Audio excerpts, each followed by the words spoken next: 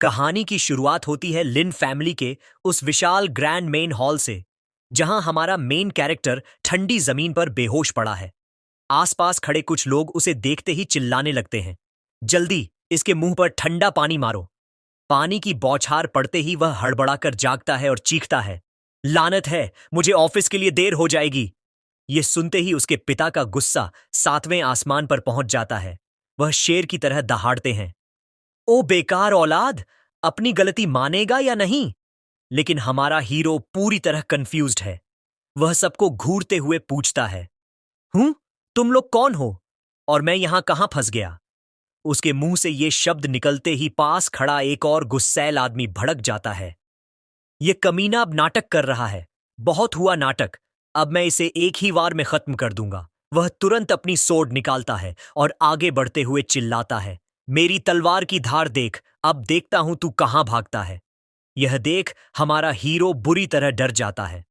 ओह भाई, ये तो सीरियस हो गया। लेकिन ठीक उसी पल उसके पिता बीच में आकर उस हमले को रोक देते हैं।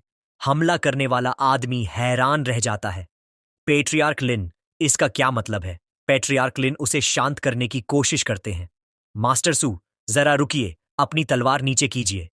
इसी बीच हमारा हीरो अपने पिता के पीछे छिपते हुए बड़बड़ाता है, ओ बुढ़े, मैं बता रहा हूं, किसी को मारना गैरकानूनी है। पुलिस तुम्हें गिरफ्तार कर लेगी। खुद को बुढ़ा सुनते ही पैट्रियार्क सू का चेहरा गुस्से से लाल हो जाता है। बुढ़ा? इसने मुझे बुढ़ा कहा? पैट्रियार्क लिन बड़ी मुश्किल से सिचुएशन को संभालते हैं। देखिए, गलती वाकई हमारे परिवार की तरफ से हुई है। मुझे एक बार इससे पूछताछ करने दीजिए।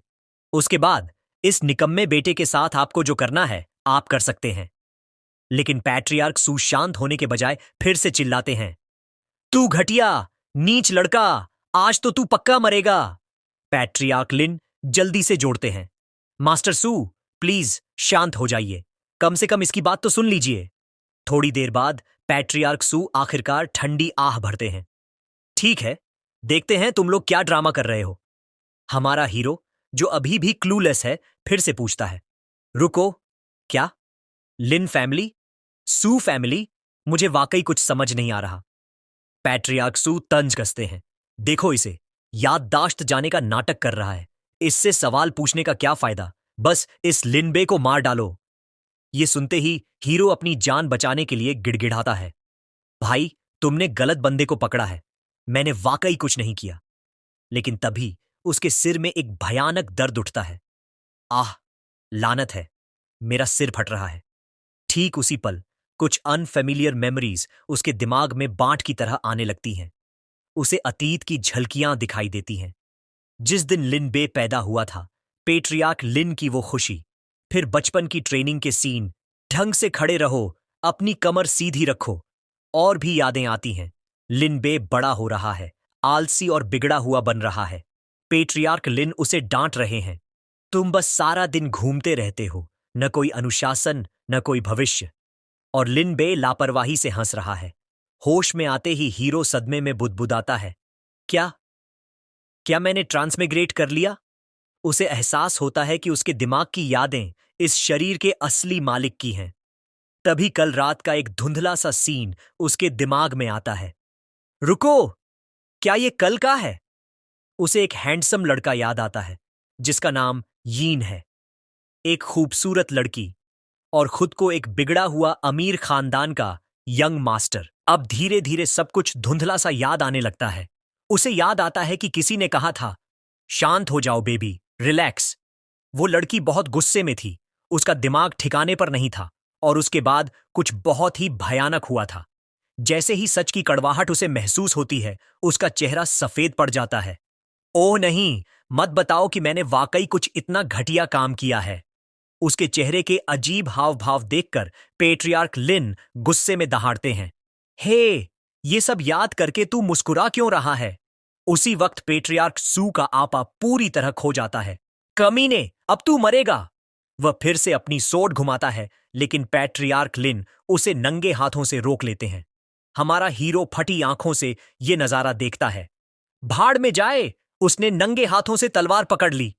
आसपास का माहौल देखते ही उसे अचानक सब कुछ जाना पहचाना लगने लगता है। ये प्लॉट, ये सेटिंग। रुको, कहीं मैं बिजली की कड़कड़ाहट की तरह उसे एहसास होता है। मैं विलन हूं, है ना? उसे वो अनगिनत नॉवेल्स याद आते हैं जो उसने पढ़े थे। एक कैनन फॉडर विलन जो प्रोटैगनिस्ट की औरत को परेशान करता है और फिर हीरो के पैरों तले कुचल दिया जाता है। डर के मारे उसकी हालत खराब हो जाती है। सोच दिमाग, कुछ सोच। अगर ऐसा ही चलता रहा तो सामने खड़ा वो बुढ़ा पक्का मुझे दो टुकड़ों में काट देगा। दूसरी तरफ पैट्रियार्क सू गुस्से में लिन पर चिल्ला रहे थे। पुरानी लोमड़ी, मेरा रास्ता छोड़। तभी कुछ नामुमकिन सा होता है। लिनबे का शरीर अचानक चमकने लगता है। उसकी आंखों के सामने एक ब्लू स्क्रीन प्रकट होती है। Warning, host's life is in danger. Family air spending system successfully loaded. नीली स्क्रीन देखते ही लिन बे के चेहरे पर उम्मीद की एक किरण जागती है। क्या बात है? क्या ये वही लेजेंडरी सिस्टम है जो हर ट्रांसमाइग्रेटर को मिलता है? क्या मेरे चीट्स आखिरकार एक्टिवेट हो गए? उसी पल सिस्टम इंटरफेस बदल जाता है। Emergency plan activated, distributing newbie gift pack. लिनबे तुरंत स्क्रीन पर टैप करता है। सिस्टम ऐलान करता है, बधाई हो होस्ट, आपको 62 मिलियन स्पिरिट स्टोन्स मिले हैं। सब आपके सिस्टम इन्वेंट्री में जमा कर दिए गए हैं। सिस्टम आगे कहता है, कृपया चाइल्ड ऑफ डेस्टिनी के संकट को सुलझाएं। डेस्टिनी पॉइंट्स कमाने के लिए मिशन पूरा करें। तभी उसका मिशन स्क्रीन पर आता है। ऑब्जेक्टिव, सू परिवार के पैट्रियार्क के बदले की आग को शांत करना और उन्हें पीछे हटने पर मजबूर करना। रिवॉर्ड, 5 वॉल्यूम की हेवन रैंक सोर्ड डॉ कल्टीवेशन मेथड्स और एक रिकॉर्डिंग स्टोन जिसमें सबूत है कि असली बॉडी को फंसाया, फ्रेम्ड गया था। लेकिन जैसे ही लिन बे फेलियर पेनल्टी पड़ता है, उसकी रूह कांप जाती है। Death at the hands of the Su family patriarch. लानत है, लिन बे मन ही मन गालियां देता है। हारने का मतलब सीधा मौत। अगर ये मुझे स्पिरिट स्टोन्स के पहाड़ भी दे दे तो क्या फायदा अगर मैं उन्हें खर्च करने के लिए जिंदा ही न बचा। इसी बीच पैट्रियार्क सू का गुस्सा ठंडा होने का नाम नहीं ले रहा था। वह लिन को धमकी देते हैं, बुढ़े लिन, मेरे रास्ते से हट जा, वरना आज सू फैमिली और लिन फैमिली के बीच वो जंग होगी जो एक के खात्मे पर ही रुकेगी। यह सुनकर पैट्रियार्क लिन घबरा जाते हैं और लिन बे की तरफ मुड़ते हैं। ओ बेकार औलाद, जल्दी से माफी मांग। लेकिन इस बार लिन बे पूरे कॉन्फिडेंस के साथ एक कदम आगे बढ़ता है। पेट्रियार्क सू, मैं मानता हूं कि मैंने मिस सू के साथ गलत किया, पर मुझे यकीन है कि इस सिचुएशन को सुलझाया जा सकता है। पेट्रियार्क सू मजाक उड़ाते हुए हंसते हैं। सुलझाया जा सकता है? बहुत अच्छे लड़के, बेहतर होगा कि तेरे पास अपनी जान बचाने का कोई रास्ता हो, वरना मैं तेरी मौत को बहुत दर्दनाक बना दूंगा। लिन बे शांति से जवाब देता है, सिंपल है, मैं अपनी जान की कीमत स्पिरिट स्टोन्स से चुकाऊंगा। पूरे हॉल में सन्नाटा छा जाता है। फिर पेट्रियार्क सू ठहाका लगाकर हंसते हैं। अपनी जान खरीदेगा? लिन फैमिली, क्या तुम कुछ ज्यादा ही घमंडी नहीं हो रहे? बिना किसी हिचकिचाहट के लिन बे कहता है, 1 मिलियन स्पिरिट स्टोन्स। वहां मौजूद हर शख्स सन्न रह जाता है। पेट्रियार्क लिन पैनिक कर जाते हैं। ओए लड़के, क्या तेरा दिमाग घास चरने गया है? 1 मिलियन तो लिन फैमिली की 10 साल की कमाई है। पेट्रियार्क सू के तेवर और कड़े हो जाते हैं। सिर्फ 1 मिलियन? क्या मेरी बेटी की इज्जत को पैसों से तौला जा सकता है? उनका इनकार देखकर लिन बे मन ही मन सोचता है, कम पड़ गए। लगता है मैंने कीमत का गलत अंदाजा लगाया। एक शातिर मुस्कान के साथ वह फिर से अपना हाथ उठाता है। तो फिर 5 मिलियन स्पिरिट स्टोन्स के बारे में क्या ख्याल है? एक पल के लिए पेट्रियार्क सू की आंखों में लालच चमकता है, पर वह तुरंत उसे दबा देते हैं। 5 मिलियन? सू फैमिली सोर्ड कल्टीवेटर्स का परिवार है। हमारी रगों में गर्व और सम्मान दौड़ता है। तुझे क्या लगता है कि तू हमें खरीद लेगा? पैट्रियार्क सू का गुस्सा अब किसी ज्वालामुखी की तरह फट पड़ा। वह दहाड़ते हुए चिल्लाए, 5 मिलियन की बात मत कर। अगर तू 10 मिलियन या 100 मिलियन भी ले आए, तब भी मैं तुझे नहीं छोड़ूंगा। उन्होंने अपनी तलवार म्यान से खींच ली और गरजते हुए बोले, राइडिंग विंडसोर्ड। लेकिन लिन बे के चेहरे पर शिकन तक नहीं थी। उसने बड़े आराम से कहा, अगर 5 मिलियन काफी नहीं है तो फिर 100 मिलियन स्पिरिट स्टोन्स के बारे में क्या ख्याल है? जैसे ही ये शब्द उसके मुंह से निकले, पूरे हॉल में चमकदार स्पिरिट स्टोन्स की बारिश होने लगी। पैट्रियार्क सू की आंखें फटी की फटी रह गईं। यह क्या है? अनगिनत पत्थरों के उस भारी ऑरा ने उन्हें इतना हैरान कर दिया कि उनके पैर लड़खड़ा गए और वह जमीन पर जा गिरे।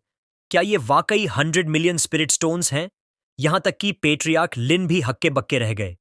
मैंने अपनी पूरी जिंदगी में एक साथ इतने स्पिरिट स्टोन्स कभी नहीं देखे। पास खड़े एल्डर्स यकीन नहीं कर पा रहे थे। नामुमकिन, इस लड़के के पास इतना पैसा कहां से आया? जमीन पर बैठे पैट्रियार्क सू ने कांपती आवाज में पूछा। तुम्हारा मतलब ये सारे स्पिरिट स्टोन सू फैमिली के लिए हैं? लिनबे ने एक शरारती मुस्कान के साथ कहा। बिल्कुल। फिर उसने जानबूझकर चुटकी लेते हुए कहा, लेकिन चूंकि पैट्रियार्क सू तो उसूलों और गौरव वाले इंसान हैं, तो शायद उन्हें यह सब सस्ता लग रहा होगा, है ना? लिनबे ने मन ही मन चैन की सांस ली। 100 मिलियन तो बस शुरुआत है। जब तक मैं जिंदा हूं और मेरे पास सिस्टम है, मैं ऐसे पत्थरों का पहाड़ खड़ा कर सकता हूं। वह पत्थर वापस समेटने का नाटक करने लगा। ठीक है, अगर ऐसी बात है तो मैं इन्हें वापस रख लेता हूं। तभी अचानक पैट्रियार्क सू ने उसका हाथ पकड़ लिया। रुको, जरा ठहरो। जैसे ही उन्होंने लिनबे का हाथ पकड़ा, उनके दिमाग के अंदर एक भीषण युद्ध छिड़ गया। शांत हो जा सू, ये वही कमीना है जिसने तेरी बेटी की इज्जत खराब की है। लेकिन उनकी नजरें उस चमकते हुए खजाने से नहीं हट रही थीं। प- पर ये पूरे 100 मिलियन हैं। इससे सू फैमिली उन ऊंचाइयों पर पहुंच जाएगा जिसकी किसी ने कल्पना भी नहीं की होगी। फिर उन्हें अपनी बेटी की याद आई। क्या 100 मिलियन मेरी बेटी के एक बाल के बराबर भी हैं? लेकिन तभी उनका लालच और बढ़ गया। पर भाई, ये ऑफर वाकई बहुत बड़ा है। आखिरकार उन्होंने अपना लहजा बदलते हुए डिप्लोमेटिक अंदाज में कहा, मैंने पहले ही कहा था, तू 100 मिलियन भी दे दे तो मैं तुझे नहीं छोड़ूंगा। फिर अचानक अपनी बात पलटते हुए बोले, हालांकि सू फैमिली और लिन फैमिली पीढ़ियों पुराने दोस्त हैं, हम इस रिश्ते को इतनी आसानी से खत्म नहीं कर सकते। उन्होंने आगे कहा, इस बात पर जान लेना वाकई में थोड़ा ज्यादा हो जाएगा। और हां, मैं यह सब स्पिरिट स्टोन्स के लिए नहीं कर रहा हूं। इसके बाद उन्होंने तेजी से सारे स्पिरिट स्टोन्स बटोरे और अपना फैसला सुनाया। आज मैं अपनी बेटी को घर ले जाकर आराम करने दूंगा। लड़के लिन, कानूनी और इमोशनल तौर पर तू मेरी बेटी का कर्जदार है। मैं तुझे 3 दिन का वक्त देता हूं, हमारे घर आकर माफी मांग लेना। जाते जाते उन्होंने मन ही मन अपनी बेटी से माफी मांगी। सॉरी बेटी, सू फैमिली के भविष्य के लिए मुझे तुझे यह दुख सहने देना होगा। उनके जाते ही सिस्टम फिर से लिन बे के सामने फ्लैश हुआ। Congratulations host, mission completed. इनाम के तौर पर उसे हेवन रैंक सोर्ड, दाओ मेथड्स और वह रिकॉर्डिंग स्टोन मिल गया जिसमें उसके बेगुनाह होने का सबूत था। लिनबे ने एक लंबी सांस ली। शुक्र है, मेरी नन्ही सी जान बच गई। वह मुस्कुराया। चलो, अब देखते हैं अगला मिशन क्या है। सिस्टम ने तुरंत ऐलान किया, न्यू मिशन, परिवार के गद्दार ट्रेटर को ढूंढें और परिवार की शक्ति को एकजुट करें। Reward, 2,000 million spirit stones. Failure penalty, child of destiny के हाथों एक ही रात में पूरे परिवार का खात्मा। तभी पेट्रियार्क लिन लिनबे के पास आए और हैरानी से पूछा, ओए गंदे लड़के, सच बता, इतने पैसे कहां से आए? और क्या तूने वाकई सब सू फैमिली को दे दिए? अपने बाप के लिए थोड़े भी नहीं बचाए। दूसरी तरफ ग्रेट एल्डर जलन और गुस्से से भुन रहा था। लानत है, ये सब सह गया। क्या सू वाकई इतना बड़ा बुजदिल है? उसने शक भरी नजरों से लिनबे को देखा। इन स्पिरिट स्टोन्स का सोर्स पक्का कोई बड़ी मुसीबत है। अब देखो ये बुढ़ा उसे कैसे एक्सपोज करता है। अचानक वह जोर से चिल्लाया, लिनबे, तू पूरे लिन फैमिली को तबाही की तरफ धकेल रहा है। पेट्रियार्क लिन कंफ्यूज हो गए। ग्रेट एल्डर, आपका क्या मतलब है? ग्रेट एल्डर ने तंज कसते हुए कहा, 100 मिलियन स्पिरिट स्टोन्स? अगर हम पूरा फोंगजी सिटी भी बेच दें तब भी इतना पैसा इकट्ठा नहीं कर पाएंगे। तो फिर इस लड़के के पास ये कहां से आए? ग्रेट एल्डर की आंखों में साफ डर दिख रहा था, पर वह अपनी हार मानने को तैयार नहीं था। उसने जोर से चिल्लाते हुए आरोप लगाया, मुझे डर है कि तूने ये स्पिरिट स्टोन्स किसी बहुत ही पावरफुल एग्जिस्टेंस से चुराए हैं और तेरी इस हरकत की वजह से पूरा लिन फैमिली अब तबाही की कगार पर खड़ा है। लेकिन लिनबे रत्ती भर भी पैनिक नहीं हुआ। इसके बजाय उसने बड़े शांत लहजे में पलटवार किया, ओह बुढ़े, तो फिर मुझे ये बता कि इस फोंगी सिटी के 100 मील के दायरे में ऐसा कौन सा सो कॉल्ड ताकतवर शख्स है जो अपनी जेब से यूं ही 100 मिलियन स्पिरिट स्टोन्स निकाल सकता है। ग्रेट एल्डर चिढ़ गया। किसे पता तूने उन्हें कहां से उड़ाया है? वैसे भी लिन फैमिली के पास इतनी दौलत कभी नहीं थी। तेरे इन पत्थरों का सोर्स पूरी तरह से सस्पिशियस है। लिन बे के चेहरे पर एक हल्की मुस्कान आ गई।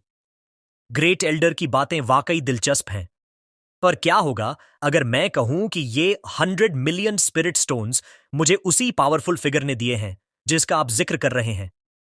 ग्रेट एल्डर ने मजाक उड़ाते हुए कहा। बाहर वालों को बेवकूफ बनाना ठीक है लिन बे, पर खुद को धोखा मत दे। लिन फैमिली में हर कोई तेरा कैरेक्टर जानता है। तुझ जैसे इंसान पर कोई इतनी मेहरबानी क्यों दिखाएगा? लिनबे ने तुरंत लॉजिक के साथ वार किया। तो ग्रेट एल्डर के हिसाब से मुझ जैसे एक यूजलेस प्लेबॉय में इतनी काबिलियत है कि मैं एक टॉप कल्टीवेशन एक्सपर्ट की नाक के नीचे से स्पिरिट स्टोन्स चुरा लूं और उसे पता भी न चले? क्या यह सुनने में रीजनेबल लगता है? यह सुनते ही ग्रेट एल्डर की बोलती बंद हो गई। पेट्रियार्क लिन ने भी सहमति में सिर हिलाया। बिल्कुल सही। एक माइटी कल्टीवेटर की डिटेक्शन पावर्स खौफनाक होती है। लिन बे जैसा लड़का ऐसे इंसान के यहां चोरी कैसे कर सकता है? क्या यह बकवास नहीं है? लिन बे ने मौके का फायदा उठाते हुए कहा। सही कहा, बिल्कुल सही। हालात को अपने खिलाफ जाता देख ग्रेट एल्डर ने अपनी टोन बदल ली। मैं तो बस लिन फैमिली की भलाई के बारे में सोच रहा था। अगर ये चोरी के नहीं है तो मुझे कोई ऐतराज नहीं है। पर अंदर ही अंदर वह घबराया हुआ था। क्या वाकई किसी ऑलमाइटी बीइंग को यह लिनबे पसंद आ गया है? तभी लिनबे ने अचानक माहौल बदल दिया। ग्रेट एल्डर, आपने अपने सवाल पूछ लिए, अब मेरी बारी है। उसने तीखी नजरों से उसे घूरा। मेरी आपसे कोई पुरानी दुश्मनी नहीं है, फिर आज आप मुझ पर इतने अग्रेसिव क्यों थे? ग्रेट एल्डर ने तुरंत अपना बचाव किया। लिन फैमिली के एल्डर होने के नाते मैं जो कुछ भी करता हूं वो फैमिली बेनिफिट के लिए होता है। मेरा दिल एकदम साफ है। पर अंदर ही अंदर उसके पसीने छूट रहे थे। अच्छा हुआ कि मैं कल रात सावधान था। वहां सिर्फ मैं और लिन बे थे। जब तक मैं कबूल नहीं करता, ये मेरा क्या बिगाड़ लेगा? लिन बे व्यंग्यात्मक तरीके से हंसा। आप फैमिली बेनिफिट चिल्लाते रहते हैं, तो फिर आपने मुझे फ्रेम करने और पूरे परिवार को खतरे में डालने की कोशिश क्यों की? उसने वहां मौजूद सभी लोगों की तरफ मुड़कर बड़े कॉन्फिडेंस के साथ ऐलान किया। सू फैमिली को 100 मिलियन स्पिरिट स्टोन्स देना मिस सू से माफी मांगने का मेरा तरीका था, पर इसका मतलब यह नहीं कि कोई भी मुझे फ्रेम करके साफ बचकर निकल जाए। अपने दिल में उसने दुआ की, सिस्टम मुझे थोड़ी पावर दो। सब कुछ उस एविडेंस पर निर्भर है जो तुमने मुझे दिया है। फिर उसने एक चमकता हुआ रिकॉर्डिंग स्टोन ऊपर उठाया। कल रात का असली कल्प्रिट कोई और है। ये रहा सबूत, सब लोग इसे गौर से देखें। रिकॉर्डिंग शुरू हुई। प्रोजेक्शन के अंदर लिन बे ग्रेट एल्डर से पूछ रहा है, ग्रेट एल्डर, क्या आपको लगता है कि मिस सू को वो सोर्ड डाउ कल्टीवेशन मेथड पसंद आएगा जो मैंने उनके लिए खरीदा है? ग्रेट एल्डर मुस्कुराता है। वो लड़की सू मुजी सोर्ड डाउ की दीवानी है। उसे यह पक्का पसंद आएगा। फिर वह आगे जोड़ता है, अगर तुम फिक्रमंद हो तो यह सचे भी साथ ले जाओ। इसे हेवनली फ्रेग्रेंस ऑर्किड कहते हैं। इसकी खुशबू बहुत ताजा और शालीन है। मैंने पहले ही जांच कर ली है। मिस सू को ऑर्किड की खुशबू सबसे ज्यादा पसंद है। अगर तुम उसे यह दोगे तो तुम्हारे प्रति उसकी पसंद बढ़ जाएगी। रिकॉर्डिंग में लिन बे खुशी खुशी जवाब देता है, यह तो बहुत बढ़िया है। आपका बहुत बहुत शुक्रिया ग्रेट एल्डर। रिकॉर्डिंग खत्म हुई। लिन बे ने वही सचे ऊपर उठाया। ये वही पोटली है जो रिकॉर्डिंग में दिखाई गई है। बाद में मुझे पता चला कि इसमें सोल हुकिंग ग्रास मिलाया गया था। इसके लगातार संपर्क में रहने से दिमाग कंफ्यूज हो जाता है और इंसान अपना कंट्रोल खो देता है। यह सुनकर पेट्रियार्क लिन ठहाका मारकर हंस पड़े। मुझे पता था मेरा निकम्मा बेटा शरारती हो सकता है, पर वह इतना नीचे कभी नहीं गिर सकता। बाकी एल्डर्स भी दंग रह गए। क्या हम सब अब तक लिनबे को गलत समझ रहे थे? ग्रेट एल्डर का चेहरा सफेद पड़ गया और उसके माथे से पसीना टपकने लगा। ग्रेट एल्डर के दिमाग में धमाका हो गया। इस छोकरे ने यह सब रिकॉर्ड कब किया? अब मैं यहां से कैसे बचूं? नहीं, मुझे यहां से निकलना ही होगा। जैसे ही उसने हिलने की कोशिश की, पेट्रियार्क लिन शेर की तरह दहाड़े। ग्रेट एल्डर, तुझे क्या लगता है तू कहां जा रहा है? उन्होंने पलक झपकते ही हमला कर दिया। भागने की सोचना भी मत। तेरी हिम्मत कैसे हुई मेरे बेटे को फ्रेम करने की? पैट्रियार्क लिन ने उसे बेरहमी से पीटना शुरू कर दिया। आज तो मैं तुझे अपने हाथों से मार डालूंगा। अच्छी तरह सुताई करने के बाद उन्होंने सबके सामने ऐलान किया, ग्रेट एल्डर ने अपने ही फैमिली मेंबर को फंसाया है। लिन फैमिली के पैट्रियार्क के तौर पर मैं उसे उसके पद से हटाता हूं और डंजन में फेंकने का हुक्म देता हूं। ठीक उसी पल लिन बे के दिमाग में सिस्टम नोटिफिकेशन गूंजी। Congratulations host, mission completed. Reward 200 million spirit stones deposited into inventory. New mission will be released later. Host may roam freely for now. घसीटे जाने से पहले ग्रेट एल्डर ने हार मानते हुए एक लंबी आह भरी। लिनबे, तेरी चालें वाकई काबिले तारीफ हैं। मैं अपनी हार मानता हूं, पर अगर तेरे पास सबूत था तो तूने उसे पहले क्यों नहीं दिखाया? लिनबे ने बड़ी चालाकी से जवाब दिया, अगर मैं शुरू में ही रिकॉर्डिंग स्टोन बाहर निकाल देता तो पेट्रियार्क सू को लगता कि मैं बहाने बना रहा हूं और वह मुझसे और भी ज्यादा नफरत करने लगते। आखिर घटना तो घट चुकी थी, है ना? यह सुनते ही ग्रेट एल्डर का दिमाग चकरा गया। नहीं, यह सही नहीं है। वह डर के मारे कांपने लगा। अगर इसे शुरू से सब पता था तो इसने वो सचेत क्यों पहना? कहीं ऐसा तो नहीं इसने सू फैमिली का भरोसा जीतने के लिए यह पूरा खेल जानबूझकर खेला? कितना खौफनाक कॉन्स्पिरेसी है। और इसी के साथ फैमिली गार्ड्स चिल्लाते हुए ग्रेट एल्डर को घसीटकर काल कोठरी की तरफ ले गए। ग्रेट एल्डर को तो उसकी सजा मिल गई थी, लेकिन वहां मौजूद बाकी एल्डर्स अभी भी संतुष्ट नहीं थे। वे लिन बे की तरफ मुड़े और गंभीरता से बोले, ठीक है, ग्रेट एल्डर से तो निपट लिया, पर अब तेरी बारी है लिन बे। तुझे उन स्पिरिट स्टोन्स के बारे में सब कुछ साफ साफ बताना होगा। एक एल्डर ने भारी आवाज में जोड़ा, तूने पूरे 100 मिलियन एक बाहरी इंसान को यूं ही थमा दिए। अब फोंगजी सिटी का सू फैमिली सबसे बड़ी ताकत बन जाएगा। लिनबे, तू अभी बहुत छोटा है। तूने बिना सोचे समझे काम किया है। उनकी डांट सुनकर लिनबे जरा भी नहीं घबराया।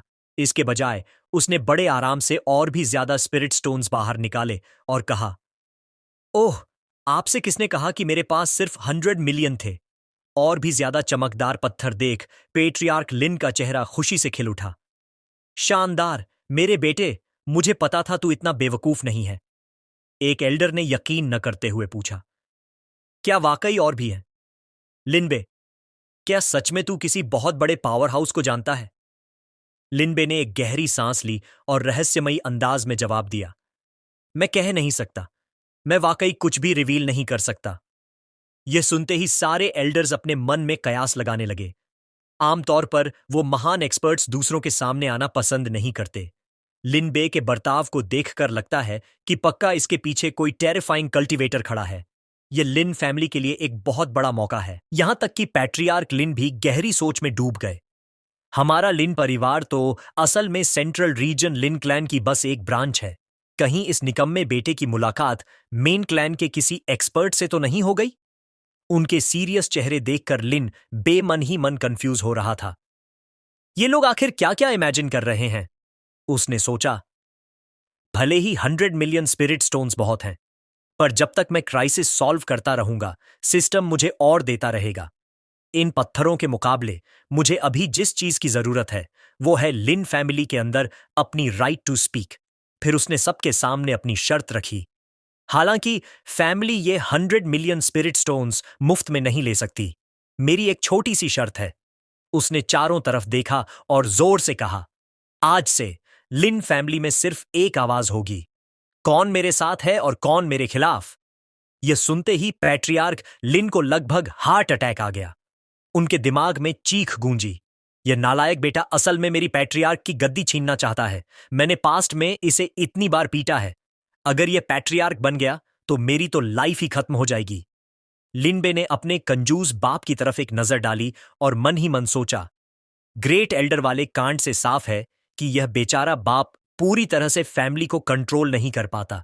बाहर की जंग जीतने के लिए घर का माहौल स्टेबल होना जरूरी है, इसलिए मुझे इसे ही पेट्रियार्क की गद्दी पर मजबूती से बिठाना होगा। तभी एल्डर्स ने उसे समझाने की कोशिश की, लिनबे, फैमिली चलाना सिर्फ स्पिरिट स्टोन्स का खेल नहीं है। इतनी दौलत को मैनेज और डिस्ट्रीब्यूट करना कोई आसान काम नहीं है। लिनबे ने मासूमियत का नाटक करते हुए पूछा। डिस्ट्रीब्यूट? कैसा डिस्ट्रीब्यूट? फिर उसने सबकी तरफ इशारा करते हुए कहा, क्या ये स्प्रिट स्टोन्स आप सभी एल्डर्स के लिए नहीं थे? ये सुनते ही एल्डर्स की आंखें फटी की फटी रह गईं। क्या? ये सब हमारे लिए?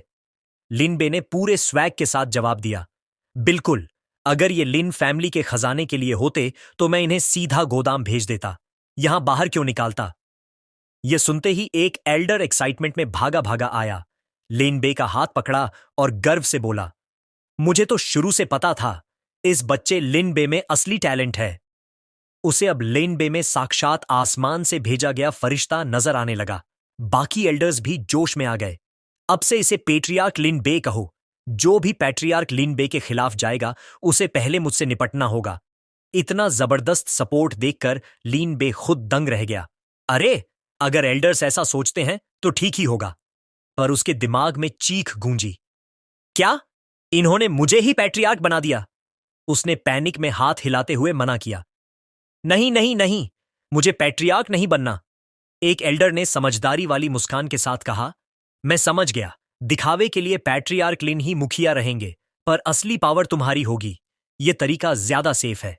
इसके बाद सबने लिनबे को सम्मान के साथ घेर लिया और इस तरह वह ऑफिशियली पूरे लिन फैमिली का इंचार्ज बन गया। यह नजारा देख उसका बेचारा बाप मायूसी में अपना सिर पकड़कर बैठ गया। लिन फैमिली तो अब गया। लिनबे बस पसीने पोंछते हुए खड़ा रह गया। उस रात अपने कमरे में बिस्तर पर लेटे हुए वह गंभीरता से सोचने लगा, इन लोगों ने आखिर क्या गलतफहमी पाल ली? मैं पैट्रियार्क कैसे बन गया? उसने एक लंबी आह भरी।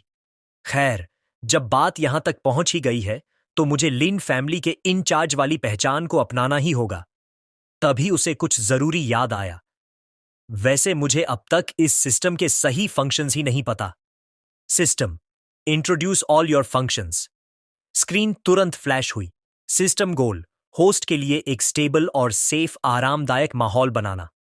Functions, AFK automatic cultivation, destiny points, prophecy, foresight, mission publishing. Status, mission से डेस्टिनी पॉइंट्स मिलेंगे। Current points, +100। प्रोफेसी, शब्द सुनते ही लिनबे उछल पड़ा। भविष्यवाणी, क्या इसका मतलब है कि मेरे पास पूरी कहानी का स्क्रिप्ट एडवांस में होगा? अब मैं बिना किसी टेंशन के चैन की बंसी बजा सकता हूं। उसने तुरंत कहा, सिस्टम, जल्दी से मेरे लिए कोई एएफके कल्टीवेशन मेथड मैच करो। सिस्टम ने बिना देरी किए जवाब दिया, cultivation method matched. Automatic AFK cultivation has begin. कड़ी मेहनत दूसरों के लिए है, होस्ट को बस लेटे रहना है और रिलैक्स करना है। इस जन्नत जैसे आराम को महसूस करते हुए लिनबे बिस्तर पर पसर गया और मुस्कुराया। आह, ये आराम वाली जिंदगी कितनी सिंपल और कितनी बोरिंग है। अगले दिन सीन सू फैमिली की हवेली की तरफ शिफ्ट होता है, जहां माहौल में भारी तनाव था। एक नौजवान ने गुस्से में टेबल पर हाथ मारा और चिल्लाया, पिताजी, आपने उस कमीने लिनबे को यहां आने की इजाजत कैसे दी? क्या वह हमारे घर में कदम रखने के लायक भी है? यह सू परिवार का दूसरा यंग मास्टर सू चिन शान था। उसका चेहरा गुस्से से लाल था। उसने आगे कहा, कल जैसे ही वह मेन गेट से अंदर आएगा, मैं उसके टुकधे टुकधे करके कुत्तों को खिला दूंगा। अपने बेटे का बेकाबू गुस्सा देखकर पैट्रियार्क सू ने एक ठंडी सांस ली और शांत होकर बोले, और फिर क्या? सू और लिन परिवार मौत की जंग लड़ेंगे और दोनों तबाह हो जाएंगे। वो स्पिरिट स्टोन्स लिन परिवार की तरफ से मुआवजा थे। उनकी ईमानदारी काफी थी। मेरे पास और कोई रास्ता नहीं था। तभी पीछे से एक ठंडी आवाज गूंजी, तो पिताजी, क्या आपने अपनी ही बेटी को स्प्रिट स्टोन्स के लिए बेच दिया? सब चौंक कर मुद्दे। सू मियोवी वहां पहुंच चुकी थी। पैट्रियार्क सू ने घबरा कर पूछा, बेटी, तुम यहां कब आई? उसने तीखे लहजे में जवाब दिया, उसी पल से जब छोटे भाई ने मुझे बताया कि वो दरिंदा लिनबे हमसे मिलने आ रहा है। सू चिनशान ने उसे रोकने की कोशिश की, दीदी, लेकिन पर मियोवी ने उसे बीच में ही टोक दिया, चिनशान, मेरे लिए आवाज उठाने के लिए शुक्रिया। मैं पिताजी की मजबूरियां समझती हूं। मेरे निजी सम्मान के मुकाबले सू परिवार का भविष्य ज्यादा जरूरी है। फिर उसकी आंखों में कातिलाना चमक छा गई और चेहरा बर्फ जैसा ठंडा पड्डी डैच गया। लेकिन जहां बात लिनबे को माफ करने की है तो बिल्कुल नहीं। उस घटिया आदमी ने मुझ पर ऐसी चाल चलने की जुर्रत की। अगर मुझे मरना भी पड़ा तो मैं उसे अपने हाथों से मारूंगी। उसका मर्डरस ऑरा इतना खौफनाक था कि बाप बेटा दोनों कांप उठे। उन्हें समझ आ गया कि उसके दिल में लिनबे पहले ही मर चुका है। अचानक मेओई ने अपनी सोर्ड निकाली और अपनी ही गर्दन पर टिका दी। अगर पिताजी ने मुझे रोकने की कोशिश की तो बेहतर है कि मैं अभी मर जाऊं। पैट्रियार्क सू पैनिक हो गए। बेटी, तलवार नीचे करो। पिता तुम्हें नहीं रोकेंगे। मैं तुम्हें अपना बदला लेने दूंगा। मैं कसम खाता हूं कि हम लिन परिवार के स्पिरिट स्टोन्स अभी वापस कर देंगे। यह सुनकर मेओई थोड़ी शांत हुई। पैट्रियार्क ने चिल्लाकर हुक्म दिया, मेरा आदेश पास करो। रसद इकट्ठा करो और लिन परिवार के साथ युद्ध की तैयारी करो। कल जब लिनबे यहां आए तो उसे हॉस्टेज बना लेना। उधर लिन परिवार में लिनबे अभी भी चैन की नींद सो रहा था, जबकि उसके पास सिस्टम की आवाज गूंज रही थी। Cultivation progress 0.1%। अचानक वार्निंग, वार्निंग। लिनबे हड्डबडाकर जाग गया। तेरी भलाई हो, क्या हुआ? सिस्टम ने जवाब दिया, सुमेओवी के हस्तक्षेप की वजह से सू परिवार के पैट्रियार्क ने आपसे बदला लेने का फैसला किया है। लिनबे का चेहरा सफेद पड्डी हट गया। अगर वह एएफ के कल्टीवेशन नहीं कर पाएगा तो लेटे लेटे ताकतवर कैसे बनेगा? उसने चिल्लाकर पूछा, जल्दी बताओ, नया मिशन क्या है? सिस्टम ने ठंडे लहजे में जवाब दिया, मिशन जजमेंट फेल्ड। इनाम में दी गई हेवन रैंक सोर्ड डाउ मैनुअल्स अब वापस ली जा रही हैं। नया मिशन पूरा होने तक एएफ के कल्टीवेशन सस्पेंड रहेगा। लिनबे ने मिशन की डिटेल्स देखी तो उसे यकीन नहीं हुआ। क्या? सुमेओई और मुझे दुश्मन से दोस्त बनना होगा? वो औरत तो मेरा कीमा बनाकर कुत्तों को खिलाना चाहती है। मिशन ऑब्जेक्टिव, सुमेओई की किलिंग इंटेंट को खत्म करें और दुश्मनी सुलझाएं। दुश्मनों को एलाइज में बदलें। Reward an 500 destiny points. Failure penalty, सुमेओई द्वारा आपके टुकधे टुकधे कर दिए जाएंगे। सीन वापस सू हवेली की तरफ शिफ्ट होता है। मेओई आसमान को घूर रही थी, तभी उसने लिन परिवार की दिशा से एक पक्षी को उड्डते देखा। वह पक्षी लिन टेरिटरी से आया है, इसे मार गिराओ। अगले ही पल वह बेचारा पक्षी ढेर हो गया। पैट्रियार्क सू ने उसे भरोसा दिलाया, बेटी, फिक्र मत करो, बस लिनबे के आने का इंतजार करो। जैसे ही मैं संकेत के तौर पर अपना कप तो ढूंगा, 500 सोर्ड कल्टीवेटर्स एक साथ हमला करेंगे। मेओई की आंखें खून जैसी लाल थीं। पहला वार मुझे करने देना। उसकी किलिंग इंटेंट दहशत पैदा कर रही थी। तभी एक नौकर दौड़ता हुआ आया। पैट्रियार्क, लिनबे आ गया है। पैट्रियार्क ने अपनी आंखें सिकोड़ दी। उसे अंदर आने दो। जैसे ही लिनबे ने गेट के अंदर कदम रखा, उसे वहां का दम घोंटने वाला खूनी माहौल महसूस हुआ। उसने घबराते हुए सोचा, सिस्टम की जानकारी एकदम सटीक थी। सुमेओई वाकई मुझे मारना चाहती है, पर अगर मैंने मिशन पूरा नहीं किया तो वैसे भी मरूंगा। अब सामने से मुकाबला करने के अलावा कोई चारा नहीं है। लिनबे अभी सोच ही रहा था कि तभी सूचिनशान गुस्से में उसकी तरफ झपटा। उसकी तलवार बिजली की तरह चमक रही थी। कमीने, आज मैं अपनी बहन का बदला लूंगा। लिनबे ने बचने की कोशिश की, पर वार बहुत तेज था। तलवार हवा को चीरती हुई निकली और उसके कुछ बाल काट दिए। वह पैनिक में चिल्लाया, ओए, मेरे बाल, क्या तुम पागल हो गए हो? उसी पल सिस्टम स्क्रीन फ्लैश हुई। Warning, host's life is in danger. Automatic proxy battle mode activated. लिनबे लड़खड़ाते हुए पीछे हटा और चिल्लाया, भाई, कम से कम मेरे बालों को तो छोड़ दो। पर इससे पहले कि वह बात पूरी करता, सुमेओई भी आगे झपटी। उसकी आंखों में मौत का नंगा नाच था। अय्याश, नरक में जा! उसने बिना किसी हिचकिचाहट के हमला कर दिया, लेकिन लिनबे ने न जाने कैसे उसकी स्ट्राइक को भी चकमा दे दिया। उसे अपनी तरफ बिजली की तरह आता देख लिनबे की रूह कांप गई। वह तुरंत पैट्रियार्क सू की तरफ मुड़ा और चिल्लाया, ओए पैट्रियार्क सू, बस वहां खड़े होकर तमाशा मत देखिए, इन्हें रोकिए। पर पैट्रियार्क सू ने उन स्पिरिट स्टोन्स को जमीन पर पटक दिया और ठंडे लहजे में बोले, लिनबे, आखिर में मैं एक बाप हूं। मैं शोहरत के लिए अपनी बेटी का सौदा नहीं कर सकता। मुझे तुम्हारे ये 100 मिलियन स्पिरिट स्टोन्स नहीं चाहिए। आज तुम्हारी जिंदगी यहीं खत्म होती है। ये सुनते ही लिन बे के चेहरे के हाव भाव पूरी तरह बदल गए। उसने अपनी मुट्ठियां भींची और दहाड़ा, ठीक है, फिर मुझ पर रहम न करने का इल्जाम मत लगाना। सीक्रेट टेक्निक, सिस्टम ने तुरंत ऐलान किया automatic proxy battle power fully activated. अगले ही पल लिनबे की स्पीड में धमाका हुआ। वह हवा के झोंके की तरह घूमा और भाई बहन के चारों ओर इतनी तेजी से चक्कर लगाए कि उसके आफ्टर इमेजेस परछाइयां बनने लगीं। Repetitive side hops. पैट्रियार्क सू हक्के बक्के रह गए। ये किस लेवल का फुटवर्क है? लिनबे इतना फुर्तीला कब से हो गया? कुछ पलों बाद लिनबे रुका और संजीदगी से बोला, मैं आज यहां सू मेओवी से माफी मांगने आया था, पर आप लोगों ने तो मुझे बोलने का मौका दिए बिना ही मारने की कोशिश शुरू कर दी। क्या आप कम से कम एक बार सुन नहीं सकते? मेओई ने अपनी तलवार उसकी तरफ तानी और बर्फीली आवाज में कहा, तुम बात कर सकते हो, पर तुम्हें सिर्फ अपने आखिरी शब्द कहने का मौका मिलेगा। लिन बे समझ गया कि सिर्फ बातों से काम नहीं चलेगा। उसने एक गहरी सांस ली और कहा, मैं वाकई अपना कीमा नहीं बनवाना चाहता, इसलिए लगता है अब सिर्फ एक ही रास्ता बचा है। उसने तुरंत एक रिकॉर्डिंग स्टोन निकाला और उसे ऊपर उठाया। मिस सू, आप मुझे अभी नहीं मार सकती। आपको कुछ देखना होगा। इसे देखने के बाद भी अगर आप मेरी जान चाहती हैं, तो मैं अपनी किस्मत को मंजूर कर लूंगा। मेओई ने अपनी आंखें सिकोड़ी। ठीक है, देखते हैं तुमने क्या बहाने तैयार किए हैं। रिकॉर्डिंग प्ले होने लगी। इमेज के अंदर लिन बे ग्रेट एल्डर से बात कर रहा था। ग्रेट एल्डर, क्या आपको लगता है कि मिस मेओई को वो सोर्ड डाओ कल्टीवेशन मेथड पसंद आएगा जो मैंने उनके लिए खरीदा है? ग्रेट एल्डर मुस्कुराया। वह लड़की सोर्ड डाओ की दीवानी है, उसे यह पक्का पसंद आएगा। और अगर तुम अभी भी फिक्रमंद हो तो यह सचेत भी साथ ले जाओ। Heavenly fragrance orchid.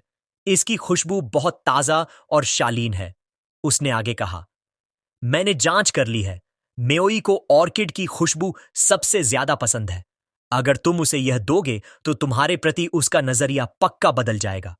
रिकॉर्डिंग में लिन बे खुश दिख रहा था। शानदार, शुक्रिया ग्रेट एल्डर। यह देखकर पैट्रियार्क सू दंग रह गए। लिन बे ने उनकी तरफ देखा और कहा, जैसा कि आप देख सकते हैं, मैं भी एक शिकार हूं। जिसने यह जाल बुना है वह सू और लिन फैमिली के बीच नफरत पैदा करना चाहता था। उसने शांति से पूछा, ठंडे दिमाग से सोचिए, अगर हमारे दो परिवार लड़ते हैं तो सबसे ज्यादा फायदा किसका होगा? म्योई ने तुरंत जवाब दिया, ये फैमिली जो 3 बड़े खानदानों में से एक है। लिन बे ने चुटकी बजाई। बिंगो! सुचिनशान हिचकिचाया। क्या तुम कह रहे हो कि इस सब के पीछे ये फैमिली है? लिन बे ने कॉन्फिडेंस के साथ सिर हिलाया। कल रात लिन फैमिली ने ग्रेट एल्डर से पूछताछ की। हमें उनके और ये फैमिली के बीच मिली भगत के सबूत मिले हैं। पर मेओई ने यकीन करने से मना कर दिया। नामुमकिन। ब्रदर यीन हमेशा मेरे साथ बहुत प्यार से पेश आए हैं। वह कभी ऐसी साजिश नहीं रचेंगे।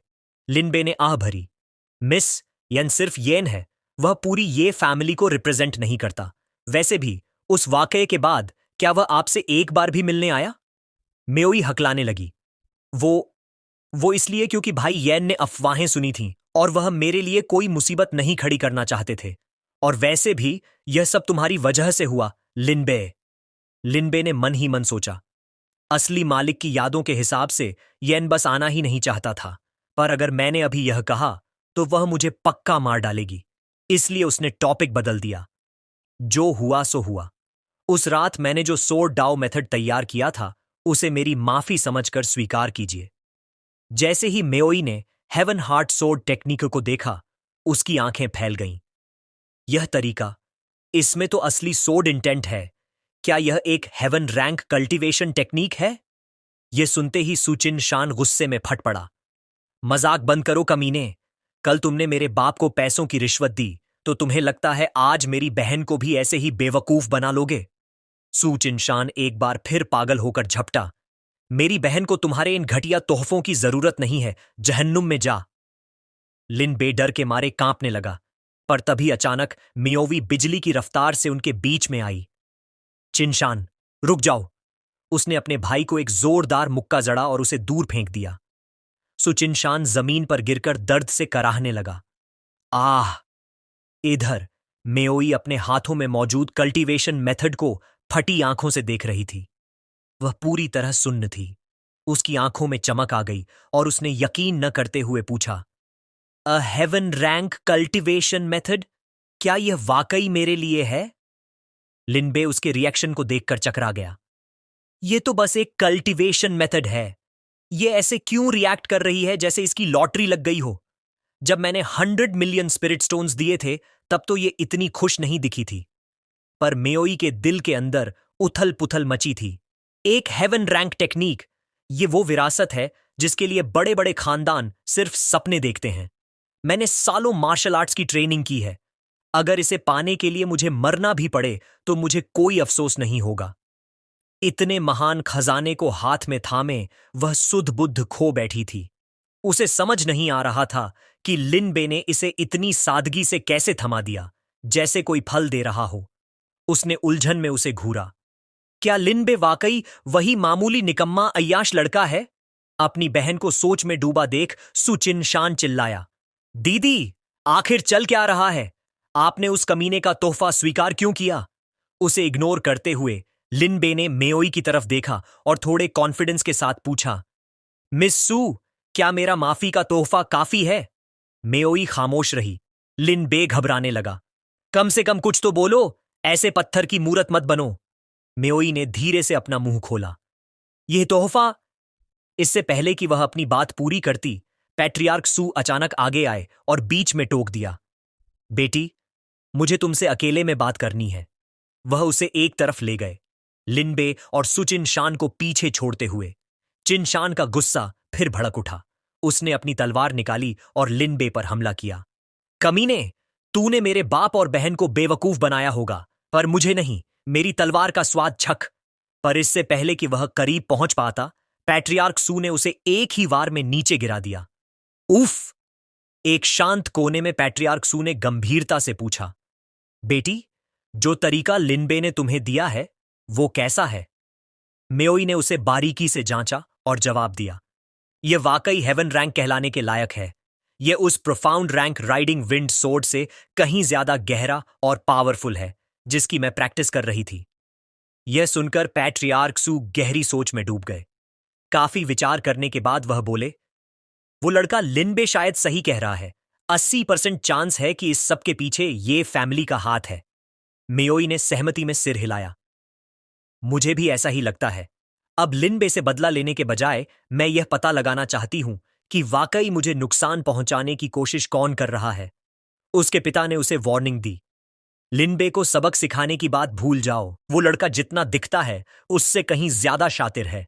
अगर हमने वाकई उसे उकसाया तो मुझे डर है कि पूरा सू परिवार तबाह हो सकता है। मेओई ने एक गहरी सांस ली। मैं समझ गई। मैंने पूरी जिंदगी सोड डाउ के लिए परिवार के संसाधनों का इस्तेमाल किया है। अब मेरा समय है उस कर्ज को चुकाने का। वह वापस लिनबे के पास आई और ठंडे लहजे में बोली, लिनबे, मैं आज तेरी जान बख्शती हूं, पर मेरी साख खराब करने के लिए मैं तुझे इतनी आसानी से माफ नहीं कर सकती। अब से मुझे अपनी शक्ल कभी मत दिखाना। लिनबे हक्का बक्का रह गया। वह अंदर ही अंदर पैनिक करने लगा। यह अभी भी मुझसे नफरत करती है, पर सिस्टम की शर्त है कि मुझे दुश्मनी को दोस्ती में बदलना होगा, वरना मैं वैसे भी मारा जाऊंगा। उसकी बर्फीली नजरों को देखकर लिनबे ने अपने दांत भींचे। लगता है अब सिर्फ एक आखिरी रास्ता बचा है। उसने सावधानी से कहा, मिस सू, आपने गलत समझा। मैं आपको माफ करने के लिए मजबूर नहीं कर रहा हूं। मेओई ने उलझन में पूछा, तुम्हारा क्या मतलब है? लिनबे ने एक गहरी सांस ली। मेरा मतलब है, मैं चाहता हूं कि आप अपनी तलवार से मुझ पर सिर्फ एक बार वार करें। सब सन्न रह गए। क्या? तीनों की आंखें फटी की फटी रह गईं। मेओई चिल्लाई, लिन, क्या तुम पागल हो गए हो? क्या तुम किसी गंदी चाल से मुझे धमकाने की कोशिश कर रहे हो? लिनबे ने तुरंत हाथ हिलाए। नहीं, मैं चीजों को ढंग से हैंडल न कर पाता होऊंगा, पर मैं कोई बेशर्म इंसान नहीं हूं। उसने अपना सिर झुका लिया। मुझे बस ऐसा महसूस होता है कि मिस सू को जो तकलीफ हुई है, उसकी भरपाई ये मामूली 100 मिलियन स्पिरिट स्टोन्स और यह घटिया कल्टीवेशन मेथड नहीं कर सकते। यह सुनकर पैट्रियार्क सू को चक्कर आने लगे। घटिया? ये इसे घटिया कह रहा है? अमीर लोग भी बिना पलक झपकाए कितनी बकवास कर लेते हैं। लिनबे अपनी बात जारी रखते हुए बोला, तो मेरा मतलब है कि इससे पहले कि कोई कुछ समझ पाता, उसने झपट्टे से अपनी तलवार छीनी और उसे अपनी ही गर्दन पर टिका दिया। अगर मिस्सू मुझे मारना चाहती है तो शौक से मारें। रहम दिखाने की कोई जरूरत नहीं है। मैं लिनबे पीछे नहीं हटूंगा। बाहर से वह किसी महान शहीद जैसा दिख रहा था, पर अंदर से उसकी चीखें निकल रही थीं। दादी अम्मा, ये तो बस उसे इमोशनली फंसाने के लिए एक नाटक है। प्लीज, वाकई में मुझे मत काट देना। Please please please. लिनबे का यह बदला हुआ रूप देखकर मियावी गहरी सोच में पड़ गई। क्या यह वाकई वही लिनबे है जिसे मैं जानती थी? नहीं। क्या मैं उसे जानती भी हूं? अपनी बहन को पिघलता देख सू चिन शान पैनिक हो गया और चिल्लाया, दीदी, मत बताओ कि आप इस कमीने पर नरम पड़ रही हैं। अगर आप नहीं कर सकती तो मुझे संभालने दें। उसने तुरंत हमला कर दिया, राइडिंग विंड सोर्ड। पर जैसे ही वह लिनबे के पास पहुंचा, मेओई ने बीच में आकर एक ही वार में उसका हमला रोक दिया। लिनबे की सांसें अटक गईं। हम्म। चिनशान यकीन न करते हुए चिल्लाया, दीदी, आप क्या कर रही हैं? उसने ठंडे लहजे में जवाब दिया, तुम्हें दखल देने की जरूरत नहीं है। यह मेरा मामला है, मैं खुद देखूंगी। और इससे पहले कि कोई कुछ समझ पाता, उसने अपनी तलवार सीधे लीन बे के सीने में घोंप दी। लीन बे दर्द से कांप उठा। लानत है, मैं मर गया। मैं सच में मर गया। यह लड़की कितनी बेरहम है। मैं तुम्हारा होने वाला पति हूं। कम से कम स्क्रिप्ट तो फॉलो करती। पर अगले ही पल मेओई ने तलवार बाहर निकाली और उसे एक गोली पिल थमा दी। इसे लो, ये एक हीलिंग पिल है। इससे खून बहना बंद हो जाएगा। लिनबे कंफ्यूज था। क्या? उसने कड़क आवाज में कहा, जैसा मैंने कहा वैसा करो। इसे खाओ। उसे सोचने का मौका दिए बिना उसने गोली उसके मुंह में ठूंस दी और ऐलान किया, चूंकि तुमने यह जानबूझकर नहीं किया था, इसलिए इस तलवार के वार के बाद अब हमारे बीच कोई कर्ज बाकी नहीं है। अंदर ही अंदर वह बुदबुदाई, लिनबे, अगर तुम वहीं पुराने बदतमीज लड़के रहते तो मैं बिना हिचकिचाए तुम्हें मार देती। पर तुम अचानक इतने महान कैसे बन गए? पैट्रियार्क सू ने तनाव कम करने के लिए कदम बढ़ाया। लिनबे, चूंकि मेरी बेटी अब इस मामले को आगे नहीं बढ़ाना चाहती, तो इसे यहीं खत्म समझते हैं। तुम जा सकते हो। लिनबे हिचकिचाया। ये ऐसी तो नहीं दिख रही कि अचानक फिर से तलवार चला देगी, पर क्या यह फ्यूचर में मेरा कीमा बनाएगी? तभी सिस्टम अलार्म बजा। वार्निंग, अगर दुश्मनी दोस्ती में नहीं बदली तो भविष्य में यीन सुमेओई को भड़काएगा और वह होस्ट को मार डालेगी। लिनबे पैनिक हो गया। मतलब मेरी मौत अभी भी पक्की है। मुझे इस छिपे हुए खतरे को जडा डीएच से मिटाना होगा। उसने असली लिनबे की यादें खंगालीं। मेओई हमेशा से सोरडाओ के शिखर पर पहुंचने का सपना देखती थी, पर उसके आसपास किसी ने उसे नहीं समझा। यही मेरा एंट्री पॉइंट हो सकता है। उसने तुरंत एक कॉन्फिडेंट मुस्कान चेहरे पर लाई। मिस सू, आप वाकई बड्ढे दिल वाली हैं। मैं, लिनबे, आपका फैन हो गया हूं। क्यों ना हम दोस्त बन जाएं? फिर उसने कई और कल्टीवेशन मैनुअल्स निकाले। ये वो सोर्ड डाउ मेथड्स हैं जो मैंने सालों से जमा किए हैं। मैं ये मिस सू को मुफ्त में देना चाहता हूं। मेओई दंग रह गई। और भी स्वॉर्ड डाउ टेक्निक्स? और वो भी एक से ज्यादा? उसने शक के साथ पूछा। भाई एन हमेशा मुझे जेवर देते थे। लिनबे, क्या तुम्हें नहीं लगता कि एक औरत के लिए तलवारों और हथियारों के साथ नाचना शोभा नहीं देता? लिनबे ने मजबूती से जवाब दिया, इसमें गलत क्या है? सोर्ड डाउ मर्द और औरत में फर्क नहीं करता। ग्रेट डाउ के सामने सभी जीव बराबर हैं। उसकी बातें मेओई के दिल में गूंज गईं। उसे अचानक यीन की बातें याद आईं। एक औरत को युद्ध कला की क्या जरूरत? क्या घर पर रहकर पति की सेवा करना और बच्चे पालना बेहतर नहीं है? फिर उसे अपने बाप की आवाज याद आई, बेटी, अगर तुम सारा दिन तलवारें चलाओगी तो तुमसे शादी कौन करेगा? पर लिनबे अलग था। सभी जीव बराबर हैं। मर्द और औरत में कोई फर्क नहीं। आज से पहले मुझसे किसी ने यह नहीं कहा था। उसने लिनबे को एक नई नजर से देखा। लिनबे दूसरे मर्दों जैसा नहीं है। उसके होठों पर एक हल्की मुस्कान आ गई। ठीक है, फिर हम दोस्त हैं, फेलो डाओ सीकर्स। भविष्य में हम साथ मिलकर सोर्ड डाओ पर चर्चा करेंगे। System notification, party popper, congratulations host, mission complete.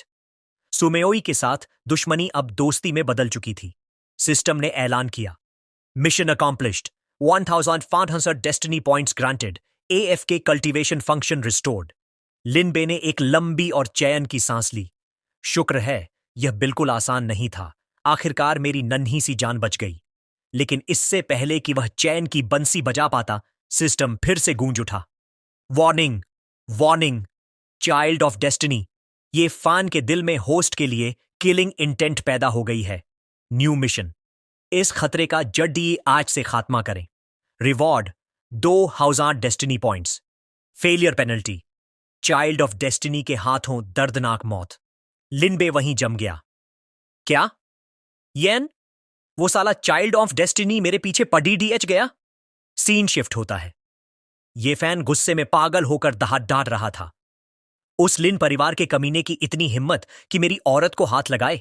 मैं पूरे लिन खानदान को नेस्त नाबूद कर दूंगा।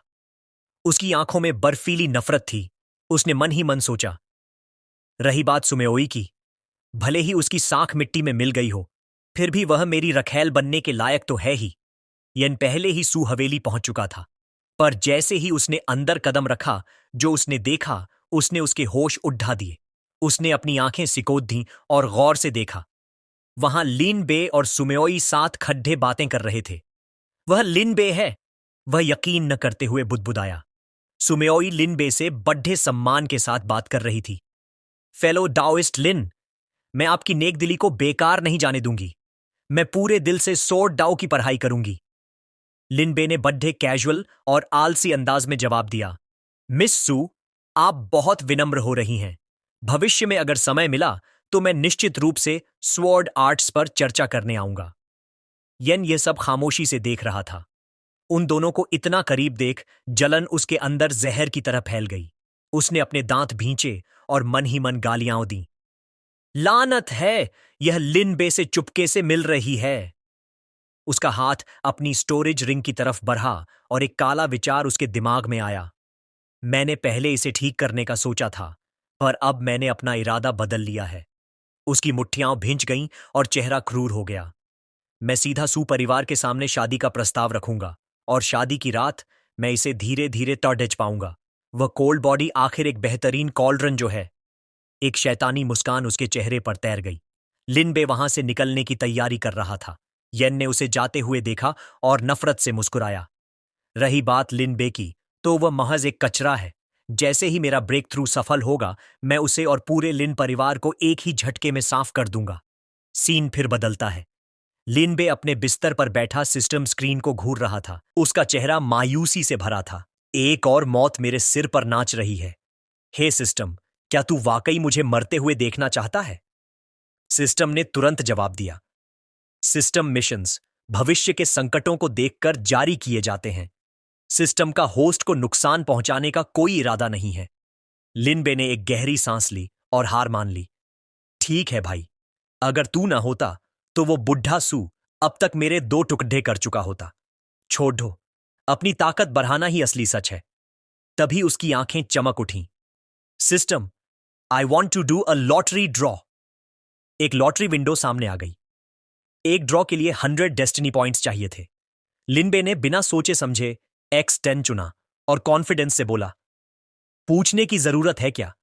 चमत्कार तो सिर्फ 10 पुल्स में ही होते हैं। स्क्रीन पर रोशनी चमकी और लिन बे ने अपने हाथ ऐसे जोड़े जैसे प्रार्थना कर रहा हो। प्लीज पिटी हिट मत करना, प्लीज। अगले ही पल उसके पॉइंट्स और 500 से गिरकर 500 हो गए और नतीजे सामने आए। लिन बे का चेहरा सफेद पड्डी डीएचा गया। आयो, वो लगभग रोने ही वाला था, फिर खुद को दिलासा देते हुए मुस्कुराया।